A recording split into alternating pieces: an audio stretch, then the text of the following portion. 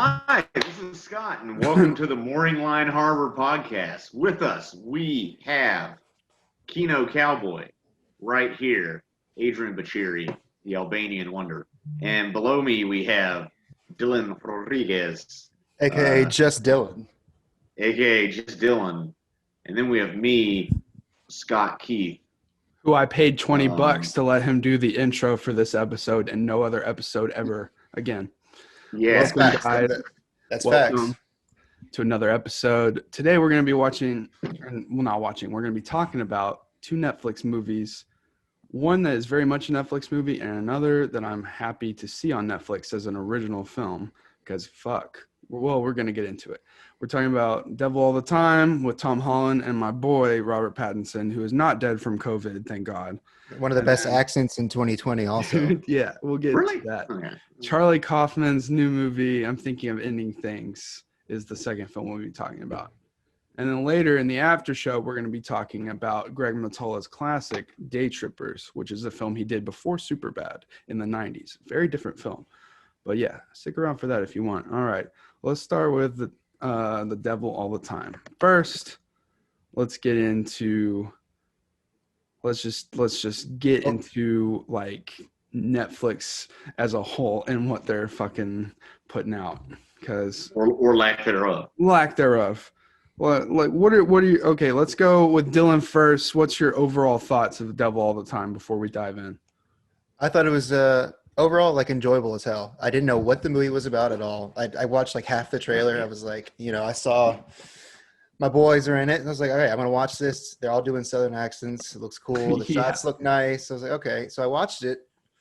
It was good. I mean, I had a nice time with it. It felt like very Cormac McCarthy, like fucking No Country for Old Men type of vibe, but like in the South, like really, really down south. I don't know. Overall, it was a good movie. I didn't really understand like the message it was like kind of leaving you with, because it has a lot to do with like, are you destined to do what your father or what your parents did, but also do you take control of your own fate? I don't know. There's a lot of that, and it's kind of mixed at the end. So it was conflicting. The stories, I thought they all kind of like intertwined pretty well. All the acting to me was good. Even Robert Pattinson's, his super Southern accent. But yeah, I had a really good time with it. Just like overall, I had a good time with it. Okay, Scott. Okay, I'm going to point this out real quick. The accents actually kind of threw me off because I never went to rural Ohio in the 50s and 60s, but I've been to Southern Ohio in Cincinnati dozens of times, and they don't sound anything like that. But maybe that's a nitpicky thing. They're Midwesterners. Yeah. It's not the South. But it's like people are like, it's a small town. They sound like white trash. Like that's kind of, I think, how Hollywood does it. I will say it was kind of white trash porn. I was like, all right, not all like poor people are like nasty and fucked up. It's almost an episode of Cops at a certain point. Oh my God. So I enjoyed it overall. It's I'll give it. Yeah, I enjoyed. I was engaged. I wasn't blown away. It is very much a Netflix movie. Overall impressions. It did feel that way. Yeah. Specifics. Yeah. We'll get into specifics. I kind of agree with Dylan, and like I feel like it could have been more focused or chopped down, or just another couple passes on the script or what. It kind of meandered a bit, Yeah. Well, see, there are things they could have trimmed down on, but there's other things they should have gone into more depth on, and we'll talk about that in a second. Yeah, I agree. But right. My overall thoughts. What about I thought it was interesting. I like the setting, and I like multi-generational stories in film and stuff. And I like Skarsgård's performance at the beginning. Yeah. And I liked a lot of the themes of the movie, but I think that the direction and like the palette and like the style of the movie, it was a little too cut and dry. I think with some of the content matter, they could have gone a little more either like stylized or like slightly like pulpier kind of like direction, I think. But it's still pretty good, I think.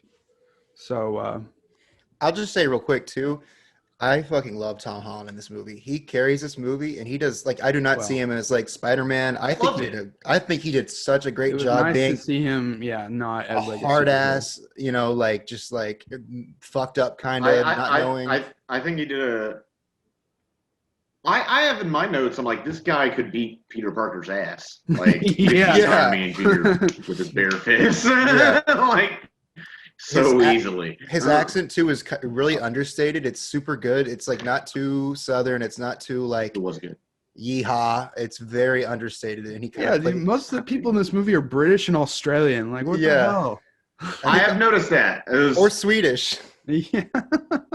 or Swedish. really- yeah, I it's didn't really realize that weird. was Pennywise. As long I as didn't you realize pull that it was off, Pennywise. man, you know. It The only didn't take me out of the movie. I like Tom Holland.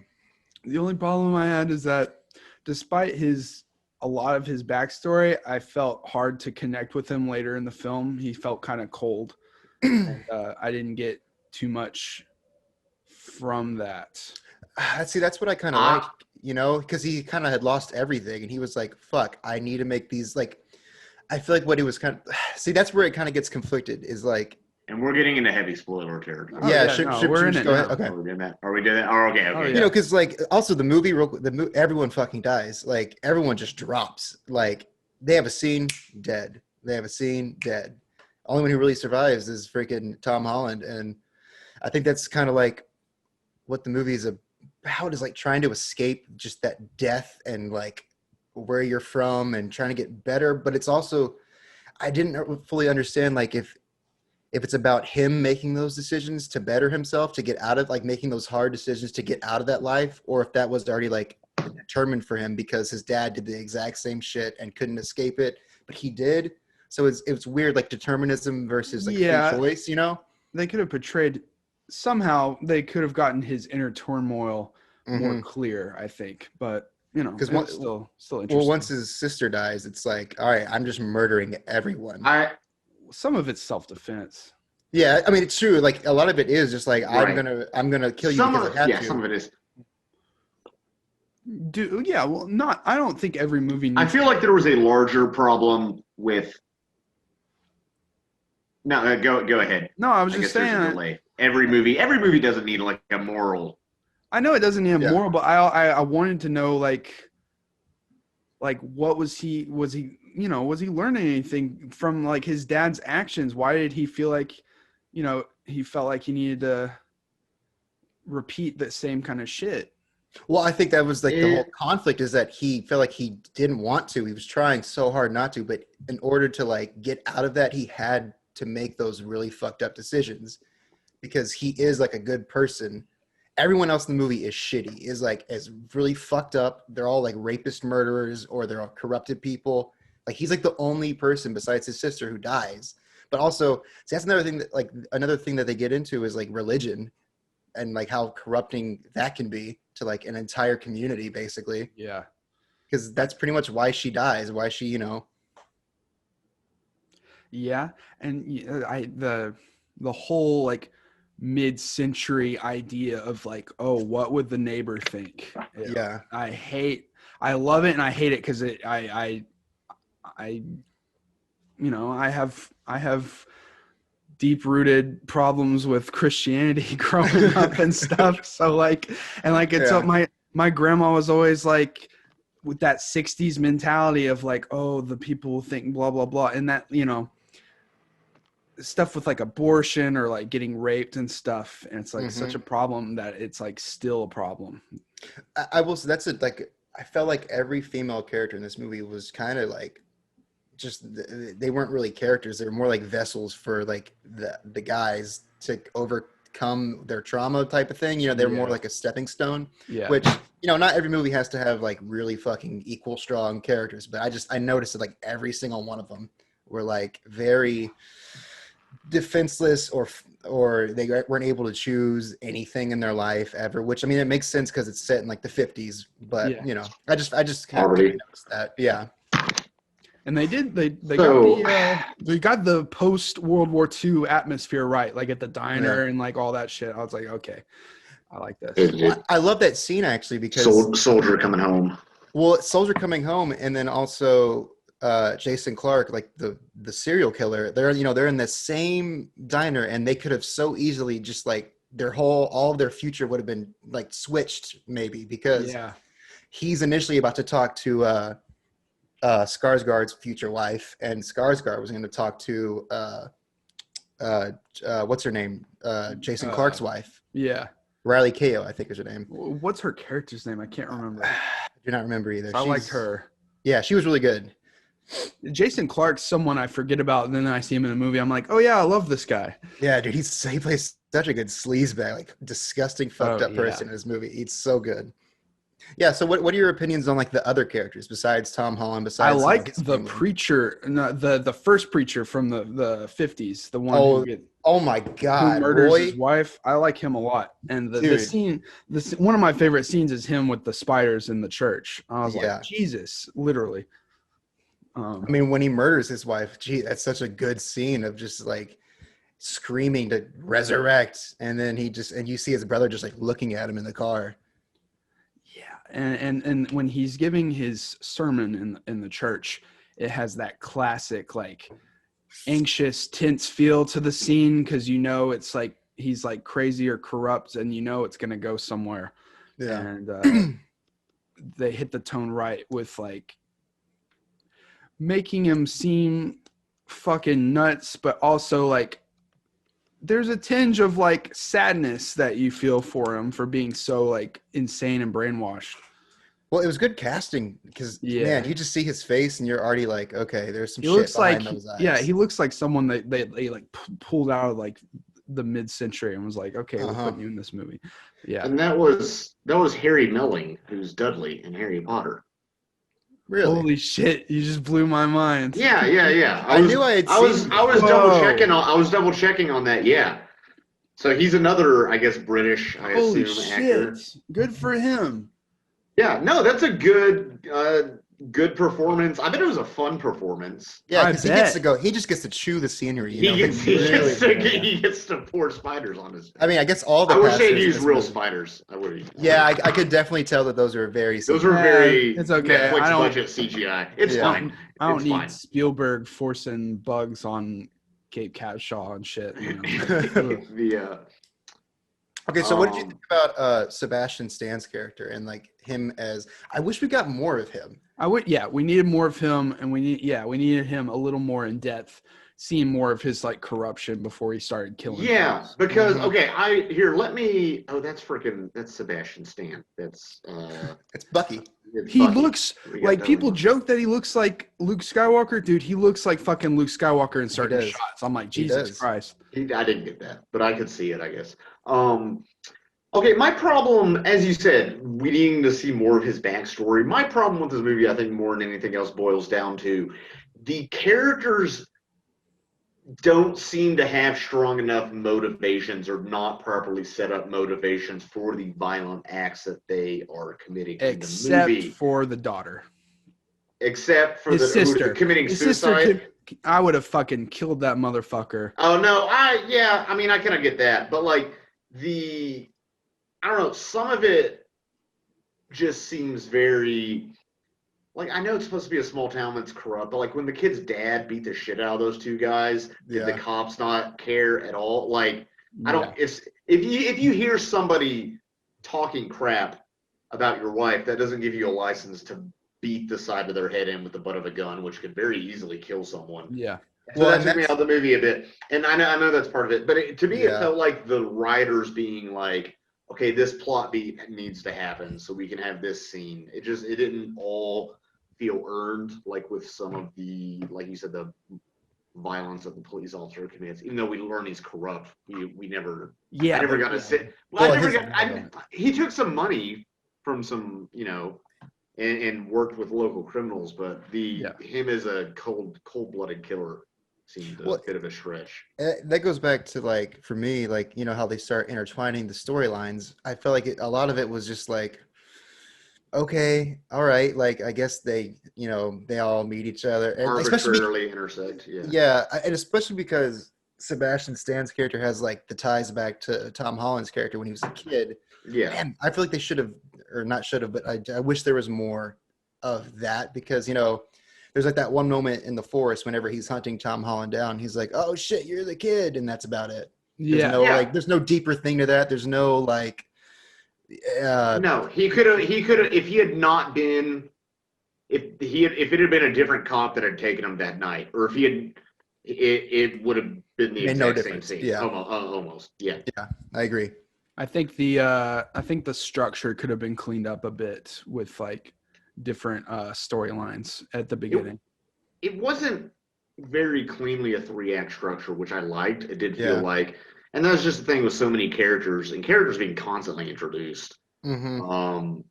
Like they probably could just cut down on characters, which a lot of movies can do.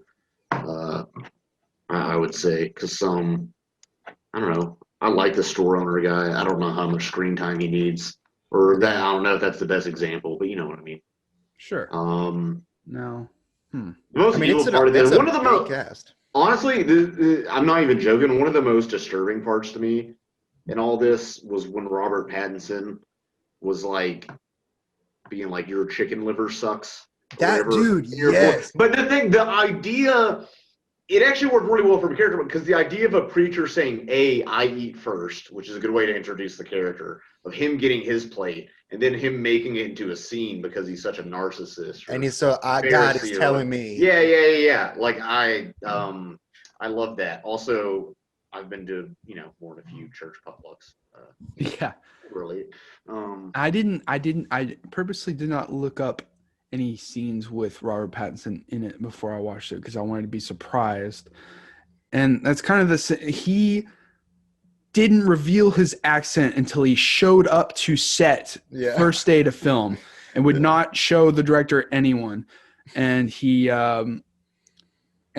just did it and they were like, okay, bet, because he I don't know. He was like, speaking of the accent, I think it really it's super over the top and so like it could be almost funny, but I think that like informs the character of like he's such a fucking like fake person. Yeah. That he would have that like, oh my God, I swear, that type of thing going on. And I think it's really I'd much rather have it how he did it than like have it be like undercooked for sure. No, I agree of those two polarities. I do think overall his acting was just a bit extreme. But again, that is how those kind of evangelical preachers are. For sure. So it makes sense within the context of his character. And also a good antagonist to Tom Holland's character, who's more of quiet, simmering childhood white trash trauma. I love the scene where he's about to kill him and the preacher is just sitting there and Tom Holland just kind of like stares like really intensely. Then he's like pulls his gun up and he's like about to shoot him and then he just can't do it. And he sits down like that. Thought it was a great tense moment. Like, like, what are you going to do? Yeah. We get to see, we get to see the preacher do some slimy stuff with underage girls, but like, I wish there was a little bit more of shit besides that we see him do around the community. Right. Pretty much just a straight up scumbag. There's nothing else about him that besides. I do like how he desperately and slimily tries to get out of dying, but like we should have seen him like interact with a few other people around the town that has nothing to do with like sex. Right, because we don't see him outside the church and outside of the scenes of him in his car. I don't think we don't see him in the town whatsoever. Okay. But you can assume, and he's a new preacher, so people are still kind of like, what's her name, grandma or whatever, is like, well, he's certainly got a nice car or something like that. Yeah, the town itself could have been personified a little bit more. The towns were a bit indistinguishable from each other. Other than the character, I'm like, okay, now you're in this town, now you're in this town. I get that they're probably only like 90 minutes apart by highway or something, but still.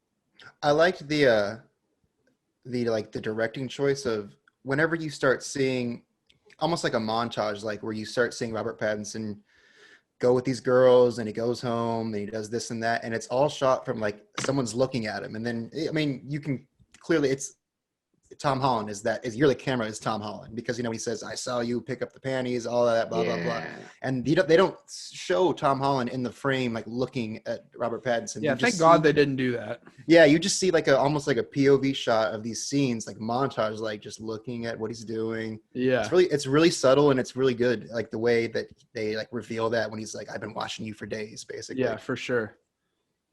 I really enjoyed that. There are a lot of good directing moments like that, but then there's also stuff where the editing, it's kind of choppy. The way they kind of cut back from scene to scene with different characters. Like to me, every single time they cut to the serial killers, it felt weird and out of place. Right. Until it didn't at the very end, And the whole serial killers that's another thing that almost took me out of the movie. Just the ease at which they got away with everything. I know. And for how many years? Yeah. And they're on the Tom Holland, and the woman's just kind of okay with it. Like not okay, but like. Well, she's even helping the cops. It's she's like calling like the cops saying, "Hey, there's a dead body so and so place." Like, and I know that the cop is her brother, and he knows what like she's doing basically. But I don't know. It was weird. It was really weird. That is the only part of the movie that didn't really work for me. Yeah, it felt like those two. Yeah, the two killers felt like they were out of like some like fucking different style of movie, like a Tarantino movie or something. And or like Natural Born Killers. Or something like that. And it's like that's why I was thinking it was like if they would have like I don't know stylized the movie more or something, those characters would have felt more in line with what other shit's going on. But whatever. I do like Jason Clarke, and but I just don't. Yeah, like we needed to see the motivation of why he was so quick to pull a gun out on the preacher on their very first like trying to like take pictures of him having sex with his wife. Like why was he like so quick to pull the gun out? Like that's such a stupid thing to do. I didn't know what his philosophy was. It was like clearly like for taking photos, but then it wasn't, and then I don't know. Yeah, it was they acknowledge it at the end, because at first I thought it was like, oh, they're trying to sell these photos or something, or maybe he's just a pervert. But yeah, and then his character motivation for killing him, they explained it over with a narration at the end, which a lot of the times the narration seemed like I was gonna ask what y'all thought of the narration. I didn't like it most of the time. Yeah, I feel like a storybook. I don't like, they would literally stop talking and then like look up and think, and the narrator would be like, and then he thought that maybe I shouldn't do this. I remember though that the narrator is the actual writer of the book, so that's kind of cool, I guess. That's nice for him. Yeah. The only major time we needed the narrator was when to convey. I'm sure they could have done this in a different way, but to convey that that the sister didn't had second thoughts about suicide right before she died. Yeah. Right. That would have been harder to do even then. And also I wasn't sure who the narrator was supposed to be. I guess they were just an omniscient narrator. Yeah. I think that's what it was. It was like a storybook. That's the only thing it could be, I guess, if they are able to read people's dead girl's mind, sister's mind. Yeah, overall I didn't like that at all. I normally don't like narration in movies a lot, and especially when it's literally just expositing what they're thinking. Unless it's the fucking greatest of all time narration, which is A Christmas Story. But that's different. We're talking like Blade Runner theater cut. Oh my god! Yeah, only time it's ever acceptable for me is like in a Scorsese movie where somehow it works all the time. Oh yeah. Opening of The Departed. Well, yeah, but that's Scorsese. That's good without saying. Yeah, I feel like. Oh, we killed dog in this movie. That's good. Oh yeah. We got to check that off for. Not just that, but we also crucified. Whoa! I'm glad my girlfriend wasn't watching that with me. She would have shit herself. Oh, she would have had a panic attack. Speaking of my girlfriend, I'm at her house right now because my roommate Sumner is quarantined because he was near someone that might have had coronavirus. I haven't seen him in 5 days. There we go. Has he been tested, or is he just waiting? He's getting a test. Okay, good. I had a test this morning. It was incredibly uncomfortable. That explains the little trinkets and all this shit. So, yeah. They shoved a Q-tip to about right here in my sinuses. I don't know what I would do because I get nosebleeds. So, like, you just bleed on them, huh? Anyway, let's get back to the movie. No. Oh God. Yeah, everyone dies in this movie. And then everyone dies. And at the end, it's like kind of hopeful because he's leaving the city, but And I he don't might know. go to Vietnam, but there's no character resolution, which again No. brings you to How would he go to Vietnam if there's like their a moral. warrant for his Yeah, arrest? exactly. And so it's him fantasizing. Well, except for they find the evidence on the cop, and then they find. It's very Spider-Man leaving his notes. Like, courtesy of your friendly neighborhood Spider-Man. Says But that. we'll see. There might be a chance he wouldn't have to do a lot of time, maybe just for killing the preacher. He'd probably have to do 10, 15 years. Well, see, that's where it was weird to me. Like the whole movie's so bleak, and then at the very end, you get that, and you get all those like resolutions of like, oh, they're finding out the goodness in what's his name? Or is that naivete? Or is that just him being 18 or whatever he is, being like, Like fantasizing about like, Yeah. they saw that. Yeah, maybe. Yeah, for sure. It's kind of, so he could, because we don't know, he could very well get caught very soon in Cincinnati, which is not that far from where they are. Again, this does get in the sort of, I don't know where Meade, Ohio is. I've heard of it.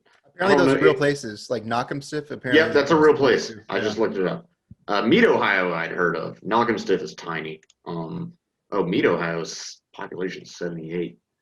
Damn. Is Yeah, Knockham these are- Stiff a real place? That's a real place. Yeah, it's I a thought real it was place. some fucking hammy name. Yeah, these are in South Oh. Ohio. So this isn't getting close to Appalachia, I don't think, which is, I don't know if Appalachia really passes through Ohio that much, but that would be more east. Anyway, geography lessons aside. I used to live in Kentucky. That's where this is. So, the devil all the time. Is that about it for that one? That's about all my opinions of it. Yeah. If you got nothing better to watch, it's an okay way to kill 2 hours and 10 minutes. But Well, I'll say real quick, it's one of the way better Netflix movies. Netflix movies to me normally fucking suck. Like it's rare that they're good to me. So this was a good one. I haven't watched a lot, and also, I mean, did Netflix produce this movie or did they just buy this? No, they just bought it. Okay. They just bought it. Oh, okay. I'm pretty sure. Yeah, I'm pretty sure it was a festival movie.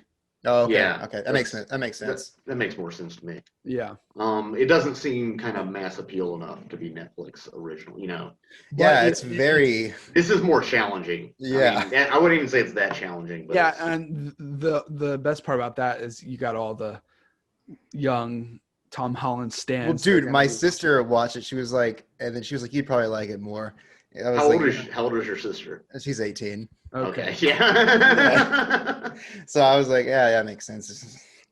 Because you got literally like you got Batman, you got Tom Holland, you got Pennywise, you got Bucky. Yeah, there's 3 freaking superheroes in a Stephen King monster in this movie, and somebody from Harry Potter among them. Yeah. Rob Pattinson's from Harry Potter too, boy. Oh, he is. We got 2 Harry Potters. Before Twilight, bitch. Mm-hmm. No, but I enjoyed it overall. This is a nice time. it was cool. But not as cool this year. as our next movie. Yeah. Boy. Thinking of ending things. Man, how do we start off with this? I was in a weird headspace, like early kind of like melancholy and depressed when I watched this movie, and then washed it down with The Devil All the Time. By the way, So we should say that you have just watched this movie. I finished The Devil All the Time like an hour ago, and then I watched I'm thinking of ending things earlier today, but it's Charlie Kaufman. Yeah. And we know Charlie Kaufman is the writer of many films, of adaptation, of Being John Malkovich, of Eternal Sunshine of the Spotless Mind, and he also directed and wrote Anomalisa, right? Yeah. He directed and Synecdoche in New York, which I have not seen. But I Roger haven't Ebert seen- really likes that. Roger Ebert really loves that movie. I haven't seen Anomalisa, but Synecdoche, New York is This one's in the middle for me. I like Synecdoche the best, and I loved Anomalisa, but I like this one a little bit more, I think. I love this movie. I think this is my I favorite. enjoy I cannot get it. Like, I cannot stop thinking about this movie. Every single frame, every single moment, every single line of dialogue, every single choice of direction, it's perfect to me. Like, I stand this movie. It's pretty dense. I don't have any criticisms of it. It's weird that it's shot in 4:3, which we can talk about that. I loved it. I'm into that. Yeah. Shot in the old, as for those of you who don't know, who square, just about the size of that crappy TV right there, Yeah. 4:3 aspect ratio, which I suppose that was to have denser frames and more claustrophobic feeling. It felt more dreamlike to me because of Yeah, it, more which dreamlike, the for entire sure. movie is pretty much like a memory or a fantasy. Yeah, or and we can get over that. I don't know why I thought this when I was first watching this, like first 20 minutes. I was like, mainly Charlie Kaufman is doing a non-surrealist, just kind of character study film, and then like of course it gets increasingly surreal, and I'm like, Well, okay, that's this why is it's Charlie Kaufman. so great because It's like the shark in Jaws. They built to it. When we first start the movie in the car, I'm like, is this movie gonna be like in real time or something? I thought it might be in real time. And then they finally get I was gonna love that actually. well, because like it's like 4 different scenes basically. It's the car, the farm, the car, or 5, and then it's the ice cream shop, and then it's the school, and that's it. I was thinking you could probably. I bet somebody could do like a 5-act structure breakdown on this. Yeah, you have car, which is like 20 minutes, farm, which is maybe 10, then the house, which is probably the bulk of it, then very quick car and ice cream, and then the climax at the school. Yeah, love, which is what you just said. But but I have to mansplain it to this film to the man. obviously, for someone not used to this kind of movie, it could be very jarring, but it follows the classic like dream logic that you might see in similar movies like Mother by Aronofsky or Inland Empire or other movies like that. Lynch. So the dream logic is easy for me to just kind of dip myself into and just kind of like let it wash over me. It felt very Bergman too, the Kino Cowboy. Persona, I could see a bit of Bergman persona because there's definitely that identity crisis. Or Wild Strawberries. A lot of it's just reflecting on life. Yeah, But it gets way more muddled because can we just get we're already into it. We're just gonna have to start from the beginning. This is a different kind of film to approach, Yeah, there's no way to summarize this. See, I think instead of the beginning, I think we should start from the end. Okay, because the end is basically what's happening or we should start with the old janitor, I think. Right. Is where we should start because that is, can we agree that that's real? That is him. That's Jake. Right. I think, I assume Jake. I would guess Jake or whomever. I think that old janitor is like fantasizing about his life, his regrets, his everything, his hatred of himself, basically. Right. I also think I think he has dementia. I think it's very influenced by like onset of like mental disease and because we can break down detail by detail, and Dylan, you've seen it more than once, so you can probably my God, I'm sure the second viewing is insane, dude. I will say it's a movie that gets better with every viewing because shit is set up at the very beginning that you don't catch until it's the very end, and it's one of those games it's like a Tenet. Just everything meets in the middle, basically. Right. Well, and also it's just as someone who has a close family member with dementia, and I've watched how their brain kind of processes certain things and comes back to certain things and like mixes things up, and it was like, okay, so very early on, I got a sense of that's what some of the confusing things were supposed to be like. See, I didn't read that at all. I didn't pick up that was not what I was thinking. On dementia? I wasn't thinking about that at all. I had a totally different view of it. Well, like when the janitor's watching the Robert Zemeckis movie. Dude, I laughed so hard at that. That was my only big laugh. But and then it like that becomes her backstory later after she already told her backstory in detail. Right. Yeah, she's like the Joker. She has multiple. Yeah, but that's like a dementia thing, like big time. It is because they say at one point she says she's studying rabies, like neurology, and then she says quantum physicist. And then it's biology, then it's painter, then it's poet. Yeah, she's a poet, she's a painter. And then she's a movie critic, basically. Yeah, maybe she doesn't know what Charlie Kaufman's kind of an incel. I'll just say that right now. He loves his mani pics at Dream Girls. He's fucking awkward, nebbish protagonist. All right, this is where I have to hard disagree. That's him. His girlfriend is him. Yeah, for sure. To me, he hates himself so much because of all the shit that he didn't do when he was younger, that he couldn't do, that he regrets, that he can't even remember his own life from his point of view. At least that's what I pick up. I think the girl is him, basically, because the one, like, she starts, she changes her narrative. She goes to the basement and and he's like, Jake, like, young Jake's like, you can't go down there because you see all his paintings that he was ashamed of. You go to his room in that one scene and he has like all sorts of literature. He has the poem that she read at the very beginning. Stuff, that she mentioned. Shit, I forgot to read that poem. Yeah, I'm not a big fan of the romantics, honestly. Just throwing that out there. The romantic poets. There's also on that, just real quick on that bookshelf, there's also a big Pauline Kael book, which is why he started talking film criticism. And no, she literally, I've done a little more outside research. Yeah, that's literally a quote for quote. She even starts to do almost like an impression of her. She does, yeah. Which is really fun. Oh, yeah. I need to. I think at one point during that talk, or at least in that scene, don't they change actresses real quick? So this goes to the whole thing. Like, profile. Well, it's the actress. It's the actress from the movie, because he at this point is not. Yeah, he might have a little bit of just onset dementia. Just like, I can't remember anything anymore because what was my life? It's all a blur. It all happened too fast, and I can't go back to it. Basically, I think it's so much about like regretting everything in your life because you feel like you could do so much, but now I'm thinking of ending things because there's nothing for me anymore, And there's so many small little hints of like, I'm going to keep talking unless you stop me. So keep going. No, the way they allude to like thoughts and things just with camera movement. Like when you can tell Plemons is thinking about something and then the camera awkwardly moves over to the record player and then he says, hey, do you want to listen to music?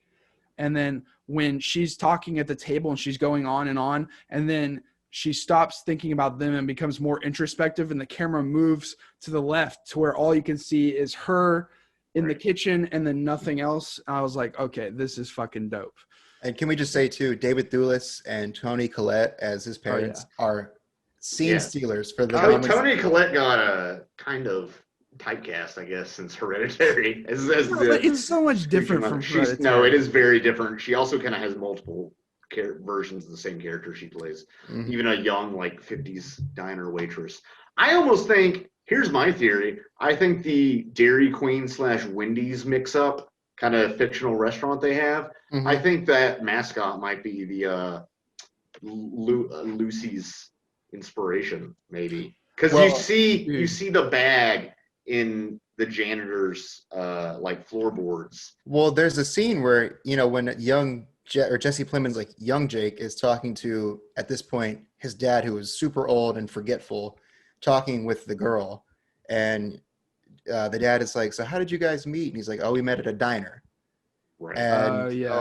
And so there's that. And also, since I caught this on my third viewing, the girl at the Burns at the Wendy type of place, she's in the actual school with the janitor. They walk by each other. So he is, like, I guess, a real person. And then you see him whenever he gets the like the icy or the ice cream from her, he has burns on his hand.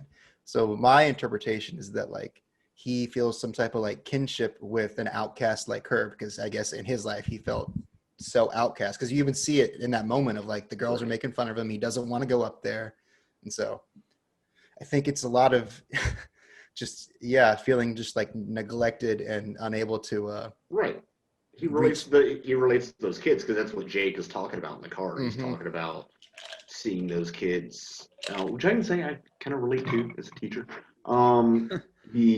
Legit, like, worrying about those kids, and we're like thinking about how they're going to end up and how they're going to end up in the community as adults and stuff. And that sort of this is another sort of intergenerational trauma, less trauma, let's say, but also another kind of Southern Gothic almost feeling thing. Well, it's Oklahoma. It's definitely Oklahoma. Yeah. Yeah. Don't they say? Yeah, they say it's Oklahoma. Well, they don't. They don't say it's Oklahoma. But he says it's the play Oklahoma, and he's like, which I have not seen in 20 years. He's like, makes sense here. Who Yeah, knows if he even lived in Oklahoma to begin with? Maybe he just True. really likes Oklahoma because That's of what I think. Well, because at one point, because I'm at this point, she to me is him. She Yeah. is him. No, yeah. Right. And she says that, yeah, I was raised in an apartment in New York, or whatever. And then it she is. changes it. Yeah. And Yeah. then she also changes her background. Yeah. And there are also parts. Wishful thinking. There's a lot of parts that are just like they talk about sorting through information and identities, and even the fact that they met on trivia night is consistent because it's this mix of random information. It's like when his brain tracks off and he just starts naming musicals. Uh-huh. Yeah. That's a very early sign. At first, it's just kind of a character moment for Jake, but like if you think back about it, that is our janitor. Oh, Well, by and the then- way, just to say, Lucy in the movie, she is credited as young woman. Yeah, she doesn't. Lucy's not her name. Yeah, I know. Because Yeah. it's That's also like interesting as fuck. That's Louisa, awesome. 'Cause- Lucia, yeah. and Ames. Yeah. Also, by the Jesse Buckley and Jesse Plemons are both the main characters named Jesse. Yeah, that's also, really. a major side motif or whatever of this movie is repetition. Mhm. Yes. And it reminded me, certain scenes reminded me of thought loops. And I'm just going to Yes. say this. When you're doing psychedelics, your mind can get into these loops that are hard to break out of. And certain scenes in movies, especially with dream logic, remind me of said thought loops. And I'm not going to say how or why I know about these things. Are but- you implying that Charlie Kaufman, of all people, has done psychedelics?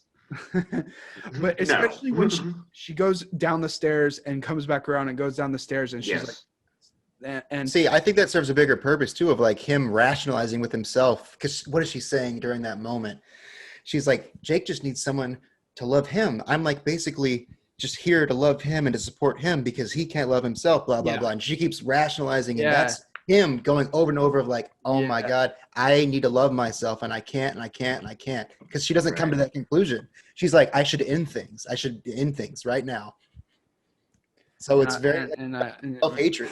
I like when and she goes to the basement and there's another loop of her pulling out the janitor's clothes out of the washing machine. Mm-hmm.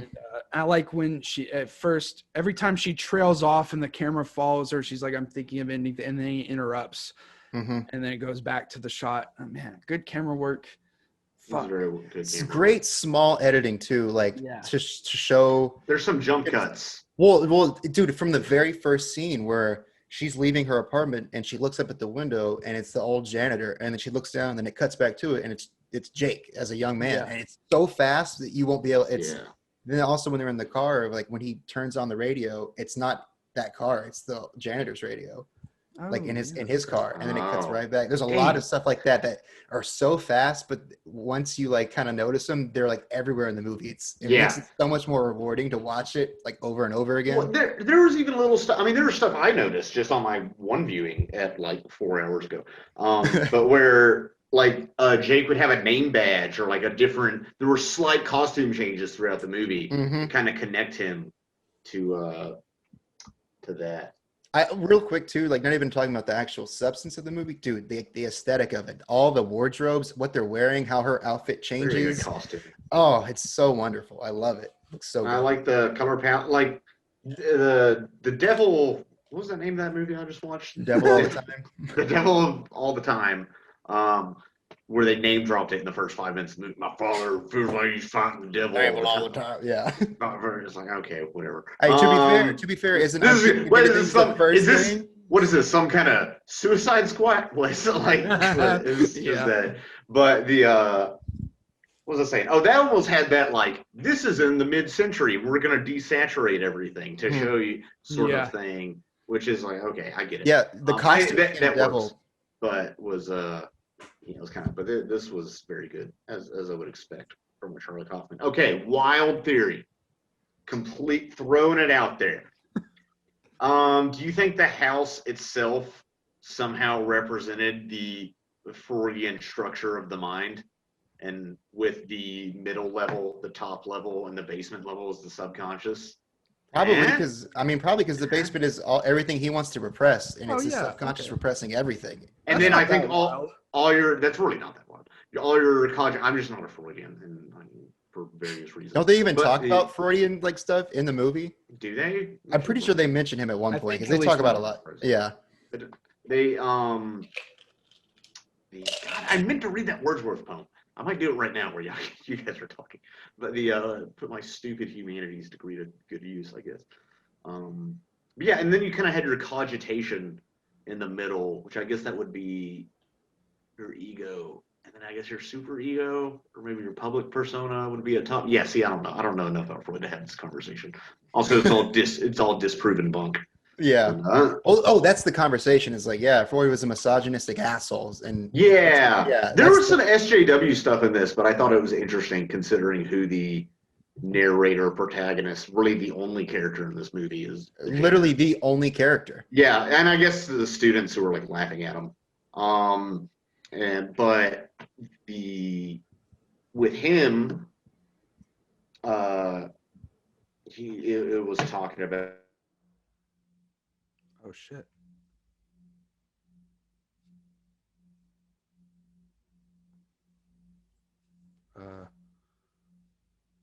Hello. If he should kill himself or not, and I think the ending is very much he killed himself. Yeah. Yeah, it's very bleak, but I think that's what. Hold on. The app for some reason froze up for like 10 seconds. So repeat what you were saying. I don't know what happened. Well, what I was saying was, I just think this entire movie is him fighting within himself, remembering all of his life, and trying to come to terms with the fact that he is going to kill himself. He is going to end things, and he does at the end. At least that's what I pick up. I think so.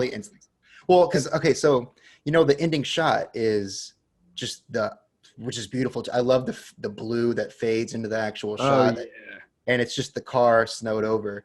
And then I thought back to the conversation that the young woman, is having with his dad at the table, and he's like, they're just landscapes, and she's like, you can feel something without having a person in there. You can feel that some type of way without there being somebody there. And then he's like, how can I feel if there's not a person in there to tell me how to feel? And I thought it was a really meta thing at the very last shot of the movie, is there's nothing in there, or there's no actual person. But to me, I just felt like, oh my God, like my stomach dropped. I was like, he's dead. He's gone. Yeah. I thought it was really cool and really like tying everything, the whole theme of the movie, all into one little bow, and it was really nice. Even him, there's a shot of him lying in the snow, right? He takes off his clothes because he's getting hypothermia, which she starts talking about before he even starts actually doing it. Oh, really? And then he kind of walks out with the pig, the fake. What was up with the pig? Was that just from a computer, like a cartoon that he remembered? No, the pig's, at the when they're in the farm, and he's like, and he talks about the pigs dying. And the pig's dying. That's a core memory. This is like a grown-up version of Inside Out. This is the art house Inside Out. What the pig says is like, some people just get bad hands in life, and you got to deal with it. Some people are just meant to die, or some shit like that. Yeah. Yeah. No, I think they say that in Devil all the time. Some people are just born to die, or whatever. Some people are the devil all the time. This got to be something, man. How old is Charlie Kaufman? Dude, he's like in his 50s, right? Maybe early 60s. No, I think he's 62. I think he was born in 58. He's pretty old, or he's definitely over the. He started his screenwriting career a little late, although I think he had some other things going on. I think he writes a bunch of novels too, like not even screenplays. Yeah, he works in multiple media. Yeah, he's pretty prolific. Because I mean, even Anomalisa started as like a radio play or something. Really? Huh. Yeah. Oh, yeah, there's a lot. That's why it's like a period piece. Because what's the significance of several times you see his old dog shake violently for like 5 seconds? I don't know. That's true. I don't know. And then he just disappears. Yeah. And you see him. You see his ashes later because of all the time, shit. Right, and then I think that was just a memory he had, and then it was supposed to be offsetting for the audience, just for that very mechanical reason. Dude, and I also think it has to do with the time dilation and that perception of time. Speaking of like the subjective camera movements, I really like there was, and the way it follows the attention of the characters and therefore the main character and only character there was Lucy was like, "Oh, there you are, boy," and was petting him, but he was off screen. Yeah. had this very offset. There's a ton of little things like that. It felt like a horror movie at some points. I was Yeah. very unsettled for a lot of the film before I really basement. knew what was happening. Yeah, it Don't was go in wrong. the basement. I've seen too many movies The scene of which clog up your thoughts with a bunch of bullshit information. Says And the he's- filmmaker. Yeah. Sounds like liberal white guilt to me. No, dude, it's as soon as he's showing her the pictures on the wall and she thinks that it's her, but it's Yeah. him. I was like, okay, here it comes. Now Yeah. we're into it. Now we're commenting. That was kind of, even just so many little surrealist things that are so. That jug of wine, and then they were like, "You drank too much wine." I almost was watching the level of the jug of wine on the table. They were like, "Let's get some dessert," but the whole time there was a big gelatin dessert on the table. Yeah. The entire dinner. I've always Then they had wanted to that eat a Yule fucking log. log. Even though it's not Yule, I don't even what's in a Yule log. I don't know. They're not always chocolate, but the ones I've seen are usually like white, and they're like called Christmas cakes. And I've like devised a whole script around this I haven't written before. I don't know why I'm bringing this up What now. the fuck? Why don't you just go make a Yule cake? No, Yule log no, or like something? it's like it would be like a kind of like a like search for White Castle, but it'd be like a Christmas Yule log. Search for the Yule log. Okay. But that's another weird thing is that when they were driving in the snow at the beginning, before they even got to the farm or anything, I was like, I swear this happened. I was like, man, something about this, even though it's cold and like wintry, makes me want to like eat ice cream in this setting. And then they ate Really? ice cream later, and I was like, Crazy. what the fuck kind of wavelength shit is this? Let's see. The first one that I got unsettled was whenever because she's narrating a lot of the movie, and then she's thinking to herself as she's looking out the window, and she says like, "I'm thinking of ending things." Then he turns to her. He's like, "What? What'd you say?" Yeah, Yeah. that's the very first indication we get. Yeah. And then I was there's like, things all with right. her, I guess, misremembering things or Mm-hmm. thinking of like, here's a new swing set and here's like a burnt down meth house and Mhm. what's this weirdly. We'll get into this. It was one of those, and I'll just say this now because Day Trippers, which we might talk about later, made me kind of nostalgic for America because I'm in Spain now for new listeners. And then I think I watched these two movies, which are about like shitty rural places, and I was like, I don't know if I miss America as much anymore. It is interesting, like cars and car culture has a lot to do with all three of these movies, which is such a mild thing, but it really places them as American. If that makes any sense. Just like the significance of highways and car travel to these movies. But anyway, Oh. that was my comment of expat Oh. comment of the week. I think. What do you guys think about the little dance segment Well, that's obviously like two perfect Yes. versions of what he himself, sees? of Yeah. what he wants to see, And then the old disgusting janitor comes in trying to take her away because he hates himself. yeah. Right. I haven't Yeah. seen Oklahoma in so long. But that's the thing from Oklahoma, right? Well, when he starts singing the song at the very end, yeah, that's straight. That's a song from Oklahoma. And it's like a mix of him like accepting awards mixed with like the audience who have all stage makeup on their face. Yes. Very thick, obvious, and I enjoyed that because it just added to the surrealness of it. 'Cause Not also- even trying to blend in, just being very thick, almost comic booky looking old, Well, yeah, stage old makeup. person stage makeup. Yeah, I know. But I'm just saying. Well, during that speech, he's like, "I wouldn't be here without any of you guys." And the whole movie is literally just, everyone that made him, who he sees himself as or was, Well, right, because it's deconstructing the construction of the self. But Well, I think the whole movie is summed up in the scene where she goes into the school and she can't find him, and then she starts talking to the janitor, and then she kind of goes into a whole like rampage about like he thought he could just come up and say something. He's just a creep. He's just a pervert. He's a creep. pervert. People interacting like this was just a minor blip on my This was radar. a thing that I didn't. Yeah, that I started fantasizing about. But that's also how that's. I don't know. Do you guys have that? Do you guys have interactions with total strangers that you still remember years later? Just little things like that. Yeah, Dude, sure. absolutely. And that's part of memory and what makes you who you are. It's very Yeah. Kaufman-esque. Well, whenever he's like, "What does he look like?" and she's like, what does anyone look like?" She can't like remember exactly what he looks like.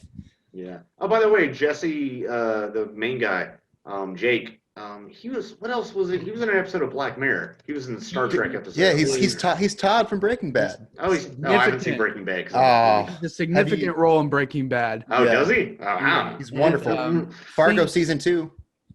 Seeing him in this role was refreshing because lately people have had him play either like a fucking creepo or like a way older guy than he really is. Yeah.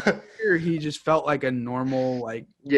And I looked up the other actors are about the same age, which is nice. That's such a minor thing, but sometimes I get irritated when it's like, you know that movie Yes Man with like Zooey Deschanel and Jim Carrey. Jim Carrey's 20 years older, and I'm like, okay. Yeah.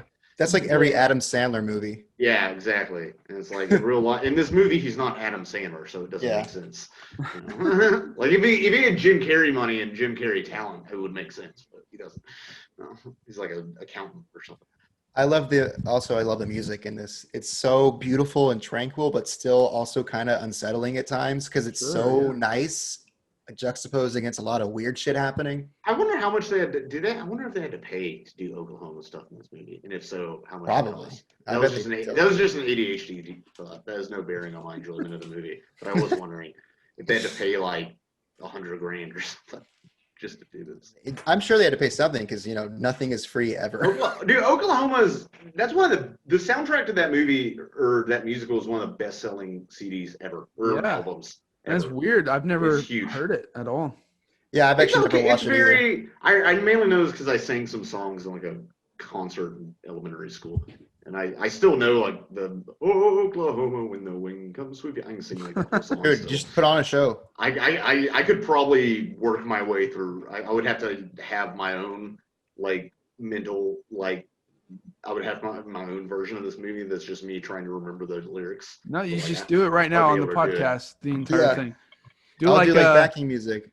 I don't know. Right now I'm reading Wordsworth on the other screen while I Zoom with y'all, which is I'm sure the way he intended for me to read his poetry from the 19th century or whenever. No, just like Rocco Bodie did a podcast where he just performed all of The Godfather in like one sitting on a web. I remember that. And now, while the birds thus sing a joyous song, and while the young lambs bound. Okay. But I'm a sucker for movie like endings that are like kind of like tragically beautiful, like what could have been, like like La La Land and similar shit like that. Like, but this is more tragic, obviously. But like, yeah, I think this is one of the most depressing endings to a movie I've seen in a long time. It really had me really sad at the end. I felt it. I felt so sad. Yeah, I don't know. I'm with Adrian. I don't know if I was depressed. I was melancholy. I was kind of exhausted. I was a bit. It's definitely exhausting. It's not that long of a movie, but man, it is. It's 2 hours and like 15 minutes. It's above average. Is it really? Yeah, it is. Oh shit! I guess it is a long movie. No, it didn't feel like it to me, but it kind of did to me just because it was so emotionally exhausting. I was worried that it was going to be too heavy on me because I don't know. I didn't want to be like down in the dumps, but I was not. It just hit the right spot for me, really, was what I was thinking about. No, I thought it just it emotionally it got me like how it was supposed to. I didn't feel extra, fucked up or anything. I was just like, damn, I'm sad now. That was what an ending, Yeah, beautiful. It was wonderful. I just want to live in some of those shots. I love how her outfit changes every 10 minutes, but it's only slightly different, Slightly. Very slightly different till it's she's wearing all blue by the end of it. It's so cool. Another dream logic thing that happens in this movie is where, and this has happened in my own dreams, and then I just know it's like a reoccurring thing in movies that use this kind of logic. It's when you're trying to get to a certain place, but everything keeps getting in your way and stuff keeps popping up. Right. And in the dream, you don't really ever get to that place. And that happens in this movie. And it also happens in Twin Peaks season 3. Audrey's trying to get to the roadhouse, but the little man that she's married to is like, oh, I need my jacket. I need this. And the first time I saw that scene in the episode, I turned to my friend Savannah. I was like, "Oh, Audrey's not actually in reality right now." And she's like, "How would you know that?" Because I'm like, "Bro, this is like dream logic. I know how this is operating." And sure enough, she was not. And so when that was happening, it was like, I like seeing stuff that I've witnessed in my own dreams visualized on screen. I love that kind of shit, and I'm just so into that kind of storytelling. I thought it served a great purpose too, because it's almost like a ticking time bomb of a movie where it's like, to me, every time he tries to like stop, at first he doesn't want to go in to the thing. He wants to wait a second. And then it like lingers on the parents aren't coming down. And then, he's like, hey, we should make a stop here.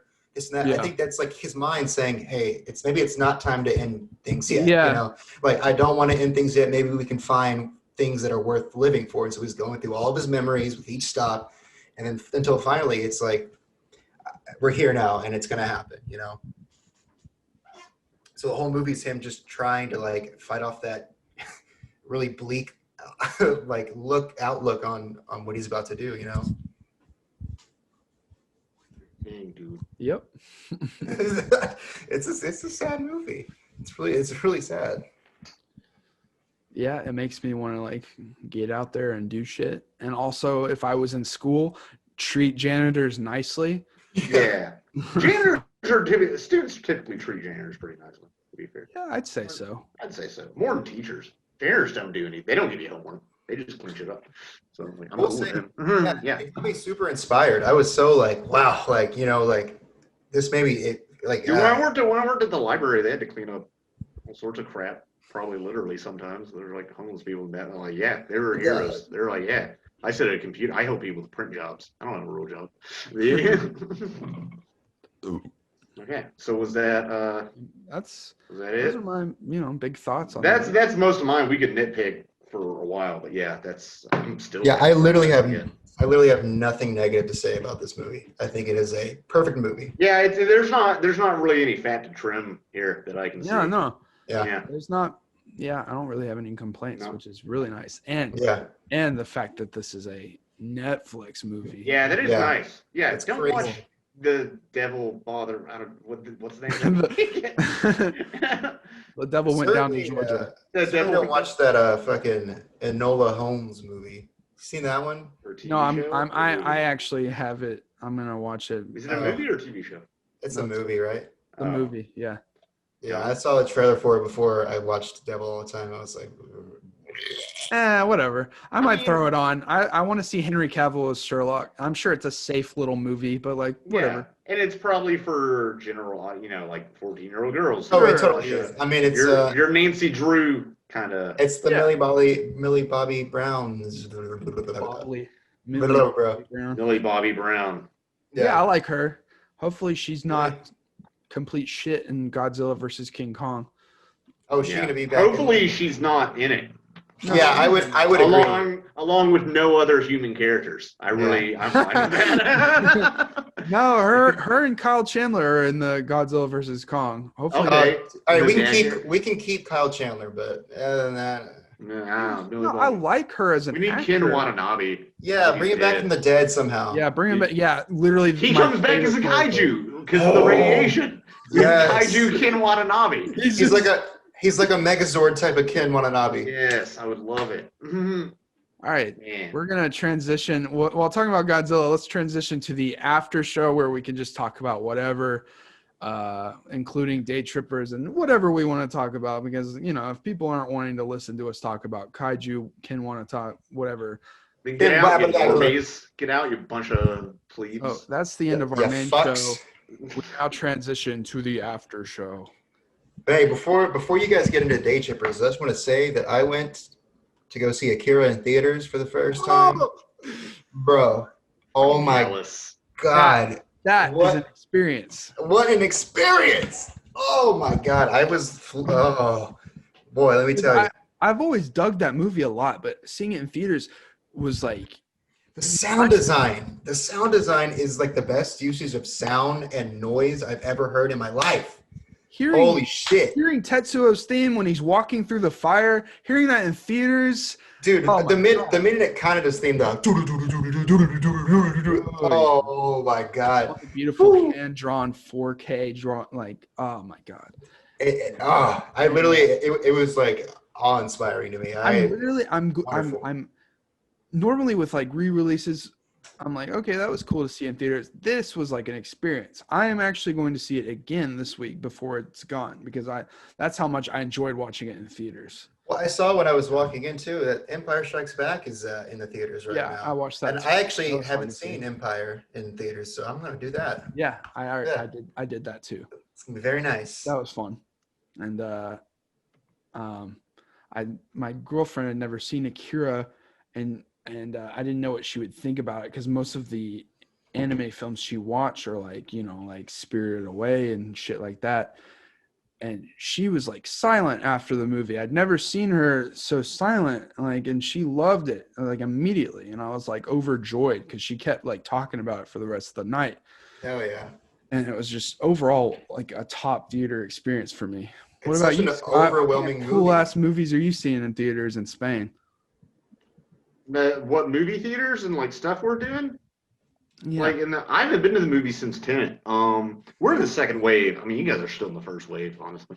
I don't know. I got an antibodies test, so if I have antibodies, it's on. I was actually just looking to see if Akira is coming. It might come on the October 14th, but then also they have North by Northwest. Ooh, that'd be nice. Which is interesting, because the name in Spanish is Con la muerte en los talones, which is like with the dead in talons, I think, or in claws, or something like that, which doesn't translate at all. But yeah, that's weird. It is weird, but yeah. So maybe here's the thing though: if it's in Japanese, which it will be, do I want to watch it with Spanish subtitles? Because here's the thing: I've seen the movie before, so I would get it, but like my Spanish is not. Let me put it this way: SpongeBob, I can mostly understand, more or less, but then we graduate to like The Simpsons and adult, like more sophisticated jokes, and like it's hard for me to. So that's my level of Spanish right now. It's like Akira is kind of that's interesting. I don't know. Like that'd be weird. That'd be so weird. I could probably watch a Pixar movie with Spanish subs, but Akira is a bit more. There's more shit going down there. I don't know. So, I don't know. Could be worth. Also, it'd have to be it's that dirty peninsular Spanish, and not that clean, pure-blooded Latin American Spanish. Oh, real after show vibes. Dude, it's that dirty monarch Spanish. Gross. Not that democracy and overthrowing democracy Spanish. Anyway. Oh my God. That's actually I speak the monarch Spanish. I'm a traitor too. Okay. Hey, I'm gonna use it's not that the restroom real quick. Okay. Okay. Yeah, but seriously, monarchs are what? I don't get. We still got one. I don't know why. I don't. I ain't bound to no king. I'm an American. I don't deal with that. I don't fuck with that shit. Dude, I met a guy of mine who's British. Here, you know how Spanish is like the formal and the informal, like addressing. It's like to would be like you, but then usted would be you formal, like if you're my boss or something. But Spain doesn't hardly ever use usted. So I know a guy who's like, man, I talked to a member of the Spanish royal family and didn't use usted. So I don't think you really need to use it here. He's British. He's talking to me about it. I don't call my principal usted. I'm just like, hey, what's up? I'm just like, hey, okay, talk. I can kind of do that though. I'm the foreign guy. I can be like, hey, what's up? Yeah. Can't talk in Conquistadores. Like, what up? Yeah, dude. So I think we got North by Northwest coming. You want to talk about day trippers while he's not here? You want to just go into it? Yeah. I enjoyed it. That did make me miss America, because it's very, even though it's set in New York, it's kind of that suburban middle America feel. Very like part of the movie. Soft, if that makes sense. It is. No, it does makes perfect sense. That's a good, pretty easy watch. Because it's on Criterion Channel, but it's not some art film that's like really dense. Yeah. Like I could watch that movie with my parents. Refreshing. Yeah. This is a very simple 90s indie flick with Parker Posey, who's in a bunch of 90s indie flicks. She's the cheerleading captain in Dazed and Confused. Yeah. Or whatever. It was nice to see her tone down some and not because I don't know what else I've seen her in other than Dazed and Confused. And she has like a megaphone or something. She's yelling at people the whole time, right? Oh, you bitches! Yeah, I'm Yeah. like, oh, No, she's more toned down. I felt a lot of that's disgusting. Um, I felt a I'm lot. back, bitches. Yeah, spoilers for Dylan for uh, Day Trippers. I don't know. yeah, Dylan. If you don't want to hear this shit, you don't have to stick around. No, I Yeah. want to hear it. I do like. Okay, I'll try to stay away from spoilers. No, hey, no, you can you can spoil the shit out of it. I don't care. I don't. It's a good movie though. I'm gonna watch it, but I'm not one of those. I'm talking this without Adrian. I don't really care much about spoilers. Okay, whatever. I care for you. So I know what's best for me. I know what's best for you. Ray is a Palpatine. I've never met you in person, but Fuck. Liev Schreiber. There's a good cast in here. You have Ben Stiller's mom is the mom. That is like one of my favorite performances, dude. It's so like real to me. She is very much a mom, and like telling you what to do and judging everything, and then Liev Schreiber's character being kind of a pseudo intellectual, like clearly a smart guy, but his reach kind of exceeding his grasp. Sadly relatable. Sadly relatable. This is probably why I have ire for that character, is because I'm that character and I hate myself. But anyway, and even when he goes to like that book launch and that literary event, if you've ever been to one of those, that's pretty much it. It's very schmoozy, kind of. I don't know. This is a side note. I went to one in Lexington, Kentucky, which is a nice town, college town, like 300,000 people. But I went to some like not even professional, just some like writers meetup. This is like amateur writers, and people were like, "Oh, what kind of stuff do you write?" Well, I write stories. I write sci-fi. And then this guy started introducing me to everyone as a sci-fi writer. I'm like, whoa! Don't typecast me. I've written historical fiction. I've written tons of things that sit in my drawer and never get read again. So don't typecast me as a hack second-rate sci-fi author when I'm a hack second-rate author. Period. Okay, so you can take that with you. But hey, real quick. He did Adventureland. I didn't realize that. Yeah, I didn't either. I fucking love that movie. Yeah, I've only seen part of it. It's more similar to Day Trippers than Superbad for sure. Holy shit! I didn't know that. Keep going though. Sorry, I was looking at more of his movies. I don't know. And that was another thing. This is another movie that didn't follow a very clear plot structure like Hollywood, because it was indie, which is nice. I mean, it had like a $2 million budget. It was just people hanging out in 90s New York. My favorite kind of movie, right there. Yeah. People hanging out in 90s New York on a $2 million budget. Yeah, man, dude. That'll buy you like a falafel in modern New York. Or like mid 2000s New York, Yeah. No, this is 90s. The perfect time to make that movie. Right before we went full on digital, like crazy. It's just like so weird, like how New York's portrayed, and it was just like 20 years ago, but it feels like a completely different era. It feels like it is a different era. I know, because I've been to modern New York. The last time I went to New York was like 2016. But it looks and feels different in those movies. The Twin Towers are in those movies. They somehow he somehow manages to make New York feel quaint in a way. Yeah, well, I also think they're not doing touristy shit. They're literally just looking for this guy. Which if you go to New York, especially if you go outside Manhattan, it's houses, it's businesses, it's bodegas, it's not all flashy lights, neon signs. It's a dirty city, but it's not that dirty in this. But even just like the crowded like party scenes and then they're up on the rooftop feels very quaint. And also, this is weird. I guess I'm traumatized now. It also made me have health anxiety for the characters because of COVID. I thought the same thing. I was like, ooh, none of these people are wearing masks. Every movie is like that for me now. It's God. Yeah, and then my parents have COVID. Yay. Let's do that. Nah, they're fine. They'll be fine. Or I'll get good life insurance policy. Oh my god. No, they'll be fine. They'll be fine. God, can you imagine if they die? If they called me and Scott, your mother's COVID is rapidly worsened overnight. I was like, Jesus. No, they're fine. They're fine. Yeah. Yeah.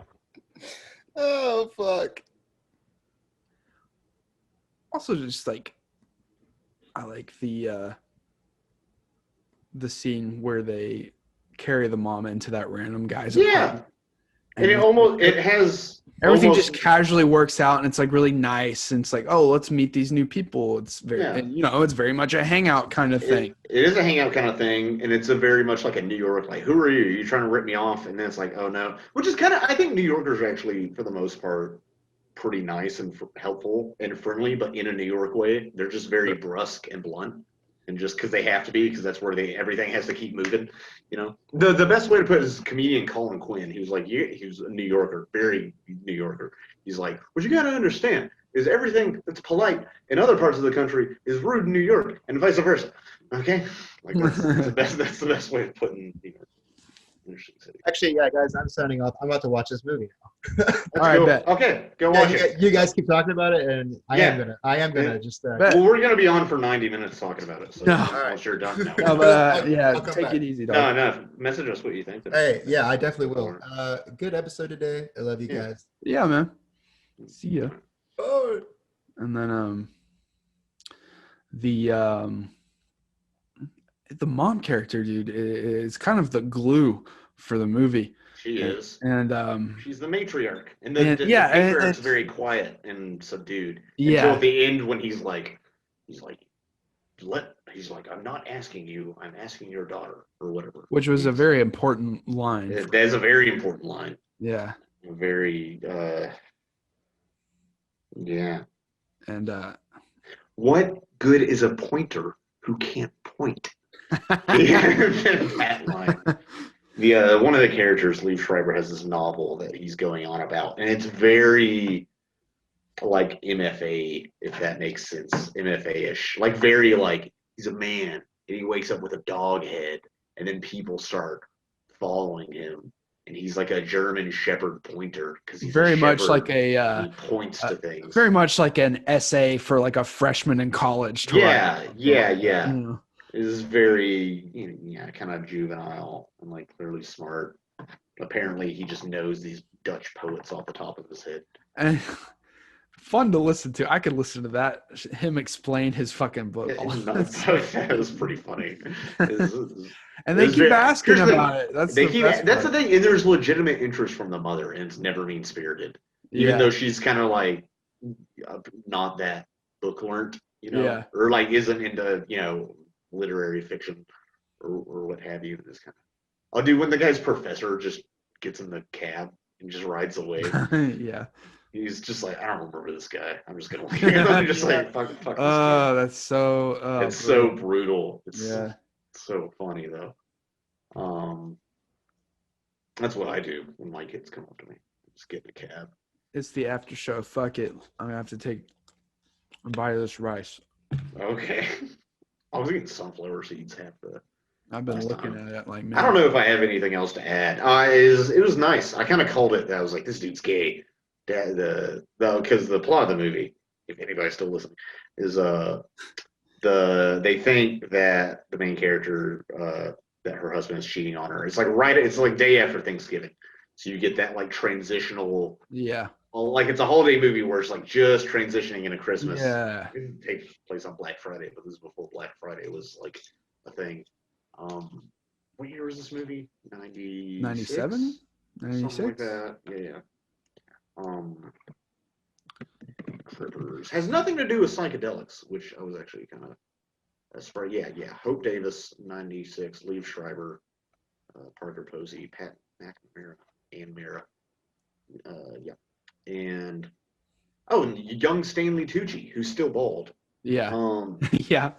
My first girlfriend, who you knew, she was really into Stanley Tucci, and always made me remember. Weird. It was weird. I was really like, is that your taste in men? And is that why you're dating me? I was like, all right. At first, I thought it was just like a meme, like a personal meme kind of thing.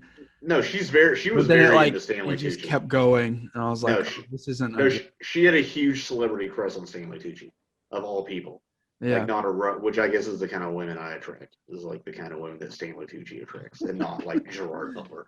I was like, that was like an actually kind of important personal moment to learn. Like that's my sex appeal. I'm a Stanley Tucci. I don't know, but the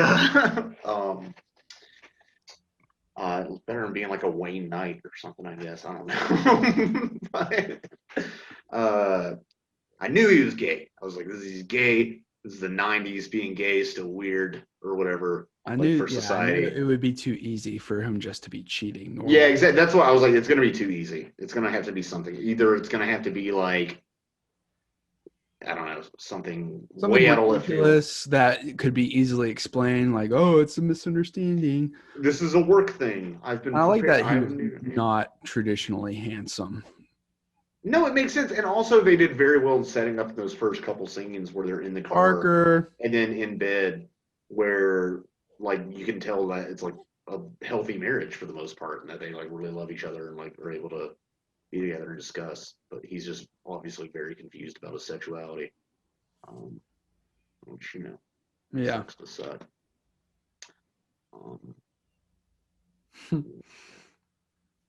That was the thing. Getting cold cuts. Having stuff like the father's on the run for like alimony payments, and that's never that plot thread is just left dangling. And there's a very quick resolution in this movie too. They're kind of all just like, well, fuck this guy if he's gonna cheat for a year. Yeah. And then well, and then they just kind of run off. She and the sister. yeah.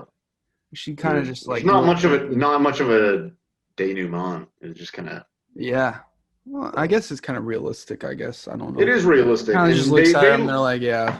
They leave it. Well, they leave it to the viewer's imagination. Sure. And also they had to, it's an indie movie and they had to buy film stock and they were kind of like, okay, let's get this done. But it's effective, I think, to just. It works. Right, this is it. And it has a clean. It's like 90 minutes, quick watch. I highly recommend it. Yeah. Yeah, because I watched it and I was like, this. No, I would recommend that. That's why I texted anyone right after I watched it. Yeah, I would recommend it. And that movie put me in a good mood. And this is what I said to you. Yeah. You heard me say this before. Is that because that's the first movie I'd watched since Tenet. I hadn't been watching movies. And the one of the signs of a good movie is that it makes me want to watch more movies. Because I want to man, I want to watch another movie as good as that, continue the experience I had watching that movie in a way. There's some exceptions, like I really liked I'm Thinking of Indie Things, but I kind of just was like processing it. I don't want to immediately want to jump into another movie, even though I did. See, I watched Devil All the Time first, and then I watched Things. Yeah. Not in the same day, but right. So what are we gonna do next time? I don't know. Is that the podcast? Yeah, pretty much. What are we talking I want to watch. I'm trying to think. I want to watch Enola Holmes just to watch it. I don't know if it's worth talking about. Probably not.